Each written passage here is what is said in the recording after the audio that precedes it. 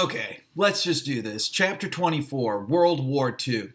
No chapter we cover in our class covers a shorter amount of chronological time, but possibly no chapter we cover all semester long has as many life lessons in it.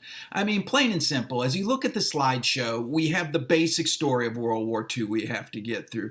This idea of the United States being drawn into the single largest military conflict the world had ever seen, serving alongside our allies like Great Britain and our frenemy, the Soviet Union, Russia, against nations like Imperial Japan, Fascist Italy, Nazi Germany, who form this Axis power, and these two very different visions of what the world will be. Then the devastation that comes out of that. And that brings us to this one thing we always really want to focus on, which is that, that impact World War II has on the American people. I mean, 16.1 million Americans serve in World War II. Over 400,000 Americans will lose their lives in World War II, which is not a small number. Yes, compared to the overall staggering number of over 60 million killed during World War II worldwide, it doesn't seem like that big of a deal. But to the 400,000 families that are involved with those 400,000 casualties, they mean a lot.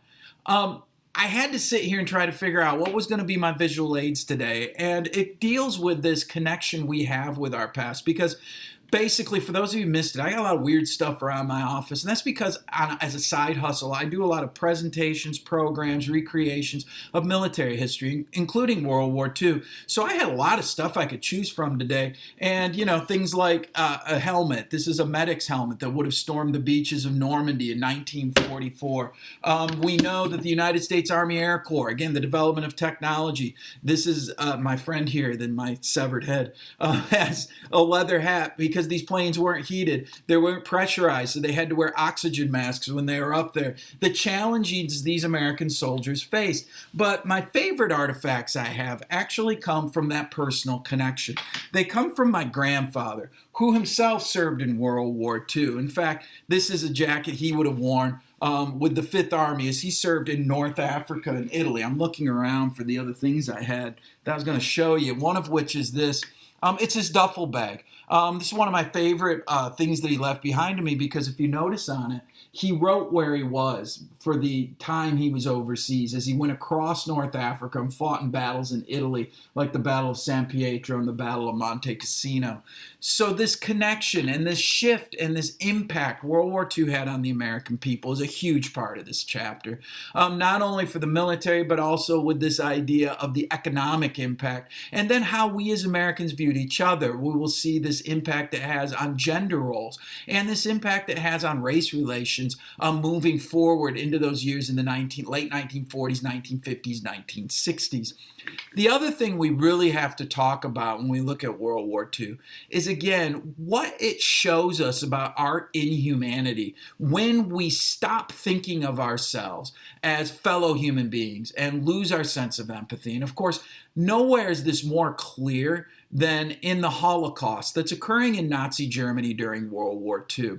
The Nazi Germans had basically used this fear of outsiders, this xenophobia we call it, to drive a lot of their political argument, and in particular the Jewish population, seen as a minority that they saw as destabilizing. And of course what we see is when you do this, it allows you to do the most horrific things, and in the most extreme example, of course, the Holocaust, the systematic extermination of nearly 10 million people, half of whom are Jewish, across Nazi-occupied Europe.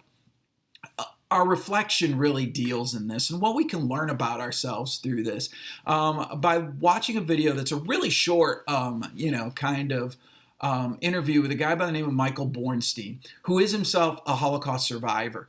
And Bornstein really, in this very short period of time, gives us some very incredibly useful and poignant lessons that we can learn from his experiences during World War II. So if anything, don't forget to do the reflection. It is probably the single most important reflection that we do all semester, at least in my mind. There's also some videos for you to watch. Don't forget to watch the slideshow, of course.